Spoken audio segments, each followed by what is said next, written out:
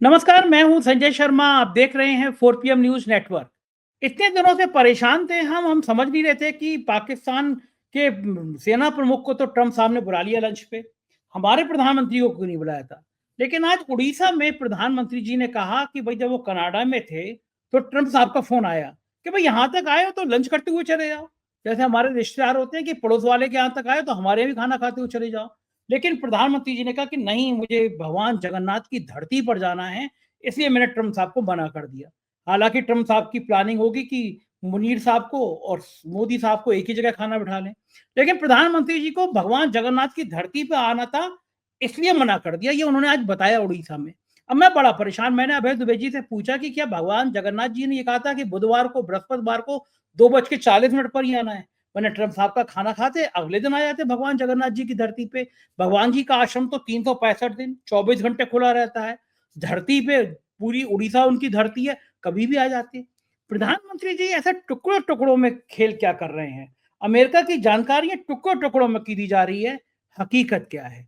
अभय दुबे जी से मैंने विस्तार से बात करी और मैंने पूछा है कि ईरान ने जिस तरह से इजराइल की बैंड बजाई है, उनकी मिसाइलों ने जो कहर बरसाया है, उससे इजराइल और अमेरिका दोनों बैकफुट पर है। इसका युद्ध का अंजाम क्या होगा। जिस ईरान को वो कमजोर समझ रहे थे, वो ईरान पलट के उसने जवाब दिया है, जिससे अमेरिका और इजराइल थरथरा गया है। बेहतरीन बातचीत है, कई सारे बिंदु बहुत अच्छे लगेंगे आपको। पूरी सुनिएगा, पहले चैनल को सब्सक्राइब करिएगा, ज्वाइन करिएगा। चलते हैं अभय दुबे जी के पास। 4 PM न्यूज नेटवर्क में स्वागत है अभय दुबे जी आपका। ईरान और इजराइल के मुद्दे पर बहुत सारी खबरें ऐसी हैं जिस पर मुझे आपसे बात करनी है, लेकिन उससे एक महत्वपूर्ण बात आज पता चली। मैं बड़ा दिनों से परेशान था कि भाई क्या मामला है, ट्रंप साहब ने मोदी जी को बुलाया नहीं और मुनीर को बुला लिया लंच पे। उससे पहले मैं भी कई बार सोचता रहता था कि जब जब मोदी जी गए तो कोई ऐसी फोटो नहीं आई जिसमें ट्रंप साहब उन्हें चाय पिला रहे हो, खाना खिला रहे हो। मुझे लगा कि ट्रंप साहब सम्मान करना नहीं जानते। हमारे प्रधानमंत्री इतने अच्छे हैं, जब चीन के राष्ट्रपति आए थे आपको याद होगा, अपने हाथ से चाय बना के पिला रहे थे, झूला झुला रहे थे उनको। सम्मान ही होता अतिथि देवो भव। लेकिन ट्रंप साहब ने पता नहीं चाय पिलाई या नहीं पिलाई, मोदी जी को फोटो नहीं आई। लेकिन आज मोदी जी ने खुलासा किया कि वो अमेरिका क्यों नहीं गए। उड़ीसा की एक रैली में उन्होंने कहा कि जब मैं कनाडा में था तो ट्रंप साहब ने मुझे फोन किया, कहा कि जब कनाडा तक आए हो तो इधर होते हुए चले जाओ, खाना खाते हुए चले जाओ। जैसे हम लोग कहते हैं कि भाई सिविल लाइन्स तक आए हो तो थोड़ा और आगे बढ़ जाओ, वहां पे हमारे घर भी पड़ता है, रास्ते में खाना खाते हुए चले जाना। कुछ कुछ इसी स्टाइल में उन्होंने कहा। बोले भी उन्होंने कहा कि कनाडा तक आए हो तो उधर होते हुए चले जाइए, खाना खा लीजिए। लेकिन मुझे भगवान जगन्नाथ की धरती पर आना था, इसलिए मैं नहीं गया वहां पे। अब मेरे को दो बातें समझ में नहीं आई कि ट्रंप साहब उनको इसलिए बुलाना चाहते थे कि वो पाकिस्तान के सेना प्रमुख मुनीर के संग उनको लंच कराना चाहते थे, पहली बात। और दूसरी बात, अगर मोदी जी का कहना ही है कि वो उन्हें भगवान जगन्नाथ की धरती पर आना था इसलिए खाना खाने नहीं गए वो, तो अगर भगवान जगन्नाथ की धरती पर वो उड़ीसा में 2 दिन बाद आ जाते तो क्या भगवान जी नाराज हो जाते, या भगवान जी ने डायरेक्ट फोन करके कहा था कि भाई बृहस्पति के दिन, बुध के दिन ही और 2:40 पे ही मेरे यहाँ आना है। ये दो बातें मैं बड़ा कंफ्यूज पैदा कर रहा हूँ। मुझे लगा आप मुझसे ज्यादा विद्वान है, मुझे समझा सकेंगे, तो समझाइए भैया ये दो बातों का मतलब क्या है। भाई मैं आपको कैसे समझा सकता हूं संजय जी। पूरा देश ही कंफ्यूज है। पूरा देश ये देख पूछ रहा है कि जब भारत सरकार की तरफ से और भारतीय जनता पार्टी के प्रवक्ताओं की तरफ से, नरेंद्र मोदी के प्रशंसकों की तरफ से, उनकी जो भक्त मंडली है उनकी तरफ से मोदी और ट्रंप की टेलीफोनिक वार्ता का पहला संस्करण सामने आया, उसमें इस बात की जानकारी क्यों नहीं दी गई। मेरा सवाल तो सीधा है, आपको बचकाना लग सकता है, लेकिन इस बच्चे की समझ में ये आया है कि ये जो कुछ मोदी जी ने भगवान जगन्नाथ के नाम पर कहा है, ये एक आफ्टर थॉट है। अंग्रेजी में इसको आफ्टर थॉट कहते हैं और संस्कृत में, हिंदी में इसको पश्चात विचार कहते हैं। ये बाद में गढ़ा गया विचार है, ये बाद में गढ़ा गया तथ्य है। आप देखिए मोदी जी ने ट्रंप से क्या क्या कहा। इसमें अगर ट्रंप ने उनको अपने साथ भोजन करने के लिए बुलाया होता तो उस संस्करण के अंदर ये सबसे पहली खबर होती, ये सबसे पहली जानकारी होती। भाई ये जानकारी उड़ीसा की सभा के लिए ही क्यों सुरक्षित रखी गई? पूरा देश इस जानकारी से उस वक्त भाई जब जिस जिस जो जो हमारे पास आई कि मोदी जी ने ट्रंप से क्या-क्या कहा। भाई मोदी बताया गया हमें मोदी ने ट्रंप से ये कहा कि भाई अमेरिका की इसमें कोई भूमिका नहीं है। ये तो सीधे भारत और पाकिस्तान के बीच जो बातचीत हुई है उसके मुताबिक संघर्ष विराम हुआ है। दूसरी बात उन्होंने मोदी जी ने ये कही कि अभी ये संघर्ष विराम अस्थायी है, ऑपरेशन सिंदूर जारी है और हम उसकी गोली का जवाब गोले से देंगे। मतलब ये सब बातें बताई गई हमें कि मोदी जी ने ट्रंप से ये कही। ये बात कि ट्रंप ने मोदी जी को खाना खाने के लिए निमंत्रित किया, आप सोचिए कितनी कीमती बात है। अगर ये बात उसी वक्त बता दी जाती, तो ये तो मोदी जी और ट्रंप के संबंधों के बीच में, भारत और अमेरिका के संबंधों के बीच में इससे तो 4 चाँद लग जाते। ये उस वक्त क्यों नहीं बताई गई बात, मेरा सवाल ये है। इसी बात को लेके आप ही नहीं है, सारा देश कन्फ्यूज्ड है। सब लोग ये सोच रहे हैं कि ये बातें किश्तों में हम लोगों को क्यों बताई जा रही हैं। अभी देखिए कुछ दिनों में अभी एक और बात निकल के आएगी कि मोदी जी ने ट्रंप से ये कहा। फिर कुछ दिनों बाद ये निकल के आएगी नहीं मोदी जी ने ट्रंप ने ये कहा तो मोदी जी ने उनका ये जवाब दिया। और इनमें से किसी भी बात का अमेरिकी पक्ष द्वारा इस बात की कभी भी तस्दीक नहीं होगी, कभी भी पुष्टि नहीं होगी। ये एक नॉर्मल पैटर्न है। या अमेरिका कोई बात कहेगा तो उसका एक मतलब निकाला जाएगा कि ये मोदी जी की बातों की तस्दीक है। तो ये जो करामात है, देखिए इस तरह की बातों से नरेंद्र मोदी की छवि अच्छे होने की बजाय खराब होती है। जब वो प्रधानमंत्री बने थे तो उनके बारे में धीरे-धीरे प्रचलित हो गया था कि ये फेंकू हैं। कहा जाता था बीजेपी राहुल गांधी को पप्पू कहती थी और मोदी जी के आलोचक मोदी जी को फेंकू कहते थे। यही तो पूरी बात थी। राहुल गांधी को तो उनकी भारत जोड़ो यात्रा के बाद में पप्पू कहना स्थायी रूप से बंद हो गया। अब कोई उन्हें पप्पू नहीं कहता। अब तो ये देखा जाता है कि मोदी और उनके बीच में जो लोकप्रियता की होड़ है वो उसमें राहुल गांधी कहां तक पहुंचे, कितने आगे बढ़े, मोदी जी कितने नीचे आए, ये सब चलता रहता है। अब तो वहां सीन बिल्कुल उलट गया है। यहां पे क्या है कि मोदी जी खुद अपनी जो पुरानी छवि थी, जो उनकी आलोचकों ने, जाहिर है उनकी आलोचकों ने स्थापित करने की कोशिश की थी, मोदी जी अपनी उस छवि में पता नहीं क्यों योगदान करना चाहते हैं। आप सोचिए, ये अपने आप में क्या एक बहुत बड़ी खबर है कि नहीं है कि ट्रंप ने मोदी जी को अपने साथ भोजन करने के लिए बुलाया, लेकिन मोदी जी ने असमर्थता व्यक्त कर दी। क्योंकि उन्हें उड़ीसा की जनता से भगवान जगन्नाथ से उनके जो स्नेह संबंध थे, वो इतने प्रिय थे कि उन्होंने ट्रंप के साथ खाना खाने से इनकार कर दिया। और इस तरह उन्होंने ट्रंप के लिए एक खुला मैदान छोड़ दिया कि ट्रंप वहां पर फील्ड मार्शल आसिम मुनीर के साथ में डांस करते रहे।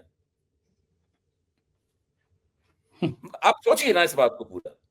ये जो पूरा तरीका है मोदी जी की राजनीति करने वाला, इस तरीके में अब बहुत सारी पोल पट्टी है। इससे लोग देखिए, मोदी और ट्रंप के बीच में टेलीफोन पे हुई बातचीत अगर दोनों पक्षों की तरफ से आती, तो वो बहुत ही प्रामाणिक बातचीत होती। उससे भारत की विदेश नीति को एक नया रुख प्राप्त होता और ये समझ में आ जाता कि भाई भारत पूरा जो मोदी और ट्रंप और पाकिस्तान के बीच में जो अभी एक धुरी बन रही है, जिसमें ट्रंप कह रहे हैं आई लव पाकिस्तान, पूरी ट्रंप कह रहे आई लव पाकिस्तान, ये सब जो बोल रहे हैं जो है, और he is a smart man and Modi is also a smart man, ये सब जो बोल रहे हैं, तो ये एक धुरी बन रही है पाकिस्तान और अमेरिका के बीच में। और ये वही ट्रंप हैं जिन्होंने अपने पहले शासनकाल में पाकिस्तान को आतंकवादियों की शरण स्थली कहा था और जिसके कारण उन्होंने पाकिस्तान की बहुत सारी अरबों डॉलर की मदद रोक दी थी। यहां तक कि पाकिस्तान के साथ हथियारों के सौदे भी उन्होंने पीछे डाल दिए थे। वही ट्रंप अब इस तरीके के व्यवहार कर रहे हैं और उस वक्त कर रहे हैं जबकि भारत को ट्रंप के खुले समर्थन की सबसे ज्यादा जरूरत है। तो ऐसी स्थिति में इस प्रकार की टुकड़े किस्म की बातें जो पहली नजर में ही संदिग्ध लगती हैं, क्योंकि एक ही पक्ष की तरफ से सामने आ रही हैं। भाई ऐसी क्या बात है, दो राष्ट्राध्यक्षों के बीच, दुनिया के दो बड़े नेताओं के बीच में टेलीफोन पर बात होती है, उसमें एक ही पक्ष क्यों अपनी बात बता रहा है, दूसरा पक्ष उसके बारे में क्यों नहीं बता रहा? अच्छा, और हमारा मीडिया ये सवाल क्यों नहीं पूछ रहा? हमारा मीडिया ये सवाल क्यों नहीं पूछ रहा है? कौन पूछेगा? रजत शर्मा, रजत शर्मा पूछेंगे, सुधीर चौधरी पूछेंगे, अजनोम कश्यप पूछेंगे, कौन पूछेगा? वही तो मैं कह रहा हूं, भारत में अमेरिका का दूतावास तो है ना। जी, वो तो पूछ ही सकता है। एक पाकिस्तान का बड़ा मजेदार सीरियल था पहले, बकरा किस्तों पर, कॉमेडी सीरियल, अगर आपने देखा हो तो वही उसी के स्टाइल पे किस्तों किस्तों में बात आ रही है। अच्छा, मैं एक लाइट मोड की बात करता हूँ, और मैं पहले क्षमा मांग लूं नोएडा के एंकरियों से, भक्तों से, बुरा मत मानिएगा। मुझे आज बड़ा मजेदार किस्सा किसी ने बताया, तो वो हंसी फूसी का है। कभी कभी गंभीर बात में थोड़ी हंसी खुशी भी हो जानी चाहिए। तो वो किस्सा ये था कि एक बार यमराज, क्या ये हुआ कि सब लोग पहुंचे कि वो धरती पे झूठ बहुत बोला जा रहा है। तो यमराज जी ने फैसला दिया कि झूठ बोलने वाले हैं, जैसे कोई झूठ बोलेगा तो घंटा बज जाएगा। तो एक दिन बैठे हुए थे, सुबह 4 बजे घंटा बजा। देखा कि एक पुजारी जी जो है वो भक्तों को थोड़ा गलत ज्ञान पढ़ा रहे हैं। उन्हें कहा कि भाई पुजारी जी, मामला गड़बड़ है, इनका थोड़े बही खाते में लिख लो। दिन में फिर एक एक थोड़ी बात, 1 घंटे बाद आधा घंटा बजता रहा। अचानक उड़ीसा की तरफ से अब घंटा बजना शुरू होगा, टन टन टन टन टन टन। यमराज ने कहा, ये घंटा कहाँ बज रहा है? बोले जी उड़ीसा से बज रहा है। बोले वहां ऐसा कौन झूठ बोल रहा है? बोले कुछ नहीं, वहां मोदी जी का भाषण चल रहा है। वो घंटा बजने का नाम ही नहीं ले रहा। तो वो घंटा, तो हमें याद आया कि वो जब पहलगांव में आतंकियों के लिए वो सऊदी को दौरा छोड़कर आए थे, और बिहार की धरती पे अंग्रेजी में उनको ललकारा था, हिंदी में नहीं। यहाँ पे विदेश में जाके तो वो हिंदी बोलते हैं, लेकिन बिहार में वो अंग्रेजी बोल के ललकारा था उन्होंने कि छोड़ेंगे नहीं। और इसमें एक और बात है, जो मोदी जी या उनसे पहले के जो राष्ट्रीय नेता हुए हैं, उनकी लोकप्रियता का स्रोत क्या था? भाई, उनकी लोकप्रियता का स्रोत क्या था? जवाहरलाल नेहरू थे, बहुत लोकप्रिय थे जनता में। खुद सरदार पटेल कहते थे कि नेहरू जो कर सकता है, जवाहरलाल जो कर सकता है, वो मैं नहीं कर सकता। और जनता के बीच में जो लोकप्रियता थी जवाहरलाल नेहरू की बहुत थी। सरदार पटेल संगठन में बहुत लोकप्रिय थे, वहां संघ ऑर्गेनाइजेशन के आदमी माने जाते थे। तो जवाहरलाल नेहरू ने यह साबित किया कि उनकी लोकप्रियता का स्रोत विदेशों में तो है ही, गुटनिरपेक्ष आंदोलन वगैरह, पंचशील वगैरह का सिद्धांत दिए तो सारी दुनिया में बहुत लोकप्रिय हुए, लेकिन साथ में उनकी भारत की धरती पर लोकप्रियता कभी कम नहीं हुई। ऐसा नहीं हुआ कि वो भारत की धरती पर अपनी घटती हुई लोकप्रियता की भरपाई अपनी विदेश में लोकप्रियता की करते हुए दिखाई दे। इंदिरा गांधी का भी यही था। भाई, इंदिरा गांधी की लोकप्रियता में केवल एक झटका लगा था जब वो चुनाव हार गई थी 77 में। उसके बाद केवल 2.5 साल बाद उन्होंने फिर वापसी की हो तो फिर से प्रधानमंत्री बन गई, जबरदस्त बहुमत प्राप्त करके। ऐसा कभी नहीं हुआ कि इंदिरा गांधी ने कहा हुआ फिडिल कास्ट्रो से मेरी दोस्ती है, यासिर अराफात से मेरी दोस्ती है, और मैंने निक्सन को ठेंगा दिखा दिया, मैंने उसको धमका दिया। इस प्रकार की डींगे उन्होंने कभी भारतीय मंच पे मारी हो, इंदिरा गांधी ने और जवाहरलाल नेहरू ने। जवाहरलाल नेहरू ने कभी भारतीय मंच पे ये कहा हो कि मैं तो जो है वो कनेडी से मिलने गया था, मतलब देश की जनता को बताया हो भाषण देते हुए कि आज मैंने कनेडी से ये बात की, या मैंने कनेडी की इस बात को मानने से इनकार कर दिया, लंच का ऑफर ठुकरा दिया। हाँ, लंच का ऑफर ठुकरा दिया। ऐसा कभी कहा किसी ने? तो ये सब जो पूरा हिंदुस्तान में लोकप्रियता गिरती जा रही है, आप उसकी भरपाई करना चाहते हैं इस प्रकार की बातों से।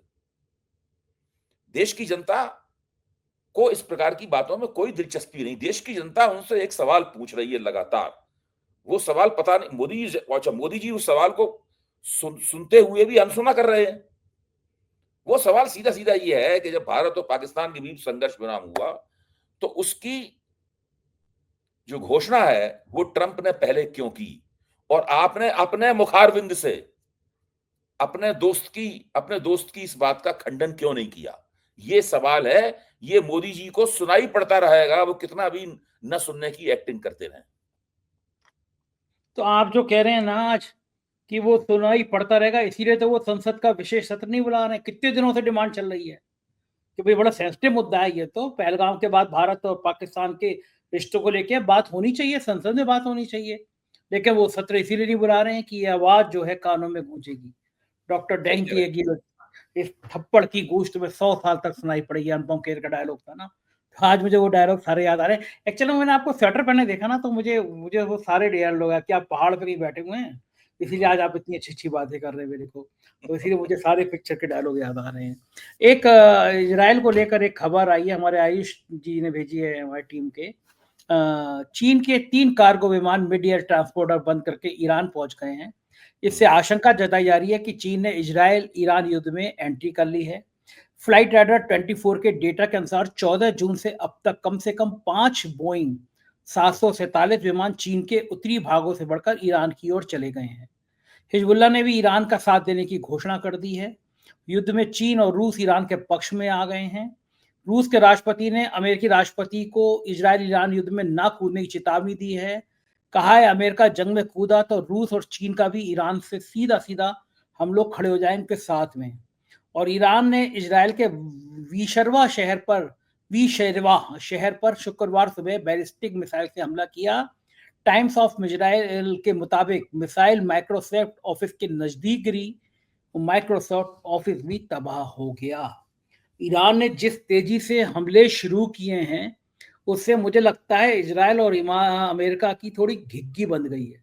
इजराइल के शहरों की फोटो आ रही है, पूरे पूरे शहर तबाह हो गए हैं और ईरान की जो सुपरसोनिक मिसाइल है उसको रोक नहीं पा रहा है। 12,000 किलोमीटर प्रति घंटा ध्वनि की गति से भी तेज वाली मिसाइल है, उसको रोकने में विफल हो गए हैं।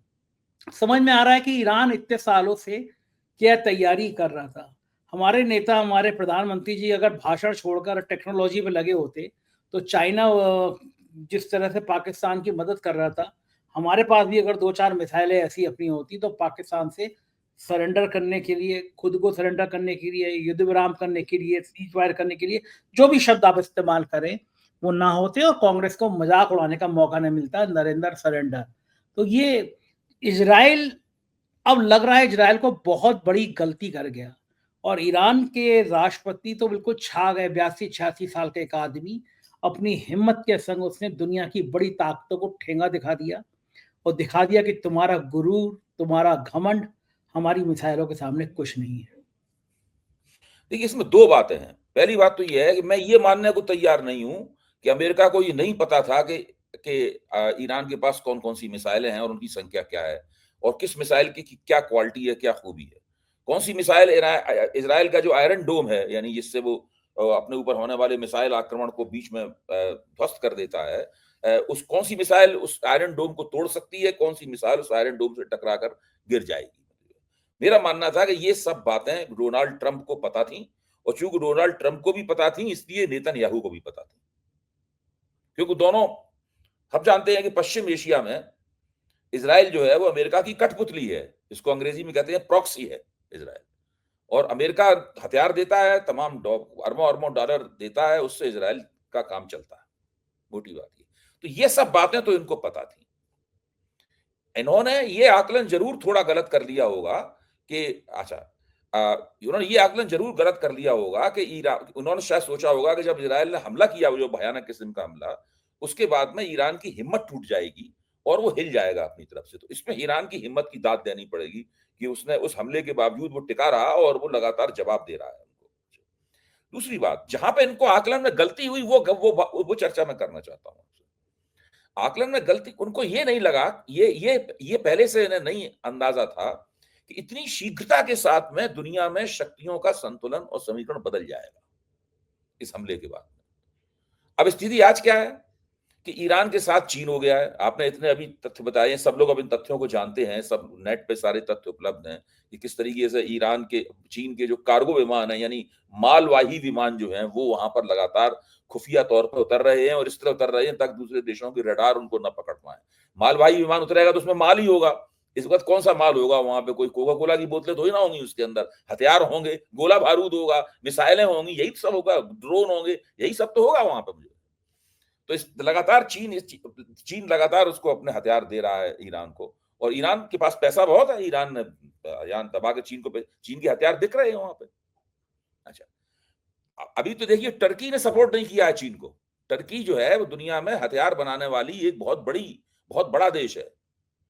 $60 बिलियन का हथियार बेचता है टर्की सारी दुनिया को एक साल में। टर्की की पूरी अर्थव्यवस्था जो है ना, वो हथियार उद्योग ने संभाल रखी है। अभी तो एर्डोगन से भी ईरान हथियार लेगा। तो मैं ये कह रहा हूं कि ये अंदाजा नहीं था। रूस ने तो एकदम कितनी कड़ी चेतावनी दी है।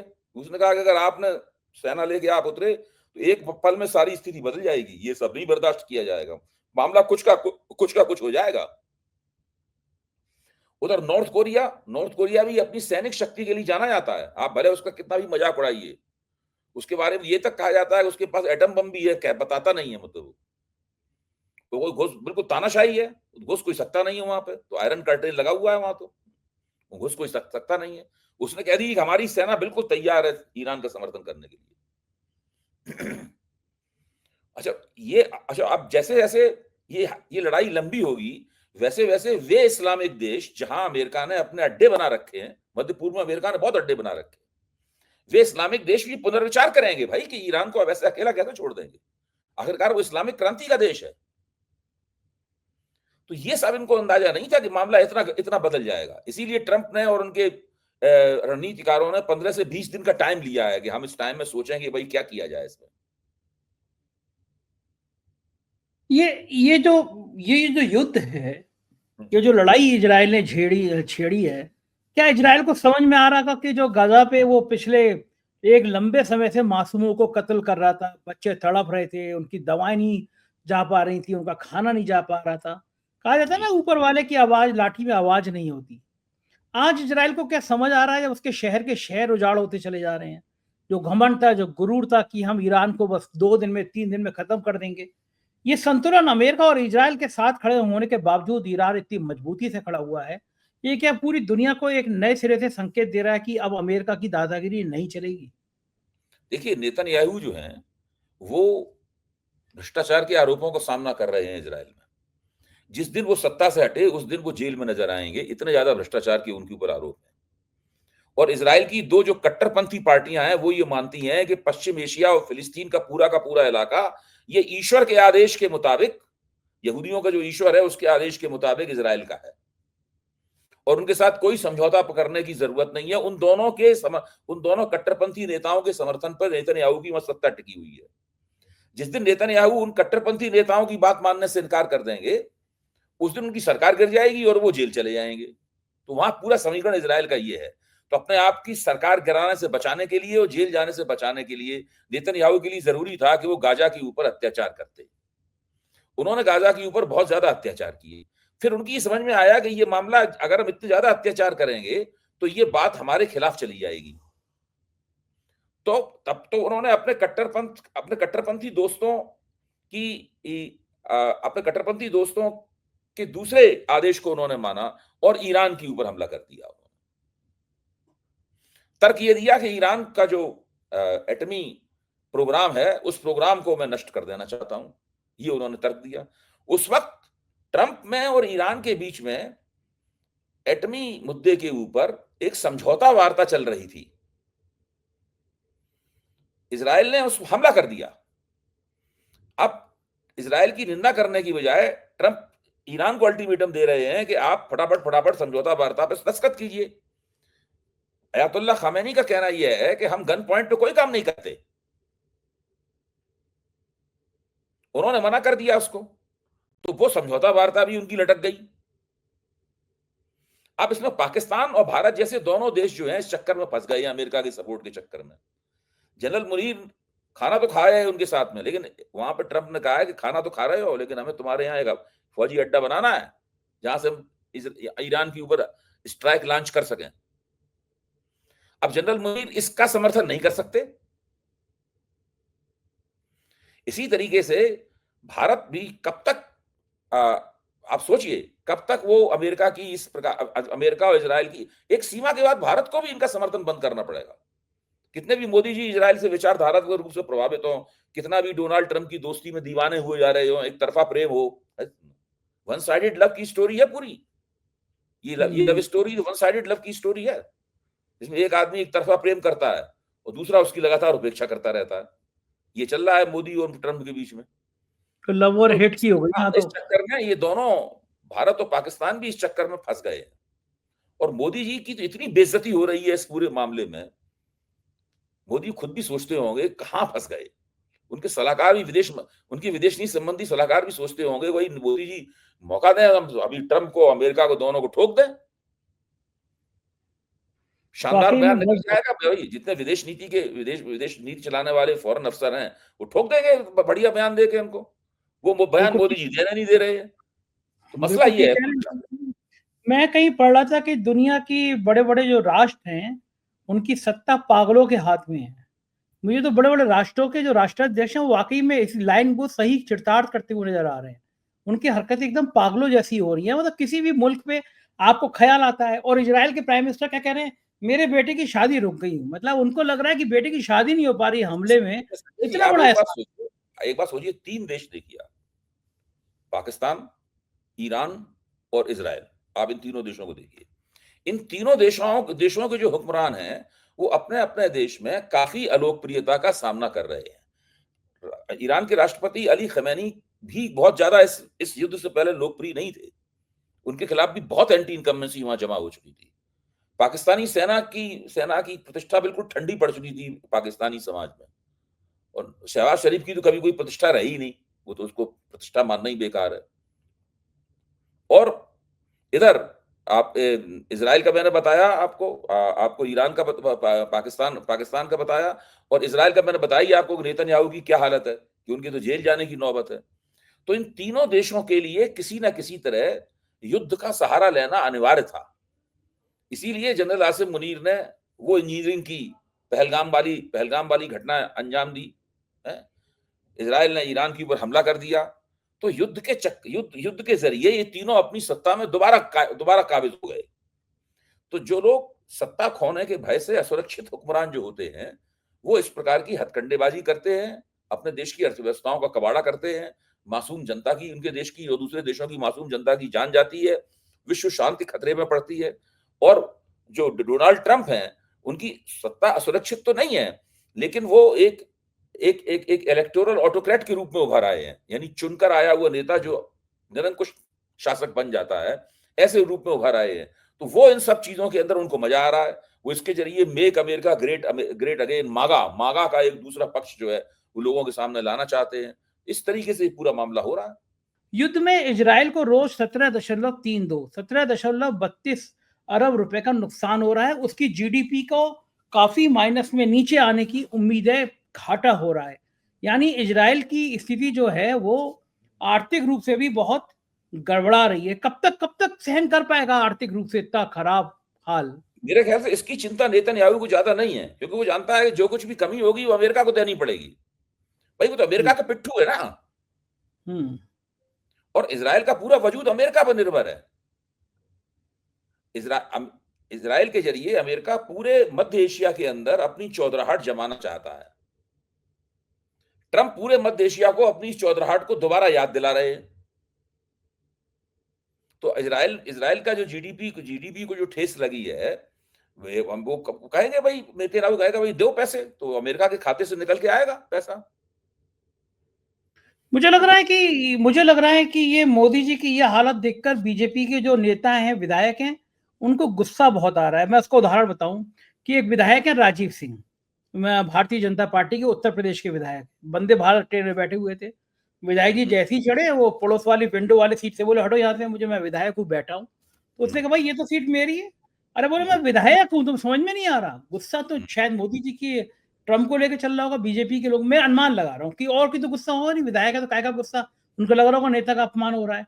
उस यात्री ने मना किया कि आप विधायक है, इसका मतलब आप मेरी विंडो तो हटा दो ना। दे मुक्का नाक तोड़ वंदे दी भारत उसकी। में, वंदे भारत नाक तोड़ दी उसकी। तो हम्म, ये विधायक जो इतना सम्मानित आचरण कर रहे हैं, हम्म।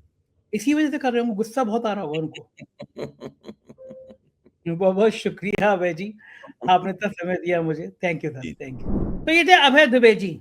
आज की बातचीत थोड़ी रोचक लगी होगी आपको, मजेदार लगी होगी। हम लोग थोड़े हल्के फुल्के स्टाइल में भी बात करते रहे। आपका प्यार भरा कमेंट आएगा तो हमें और अच्छा लगेगा। बताइएगा जरूर कैसी लगी बातचीत। शुक्रिया, थैंक यू।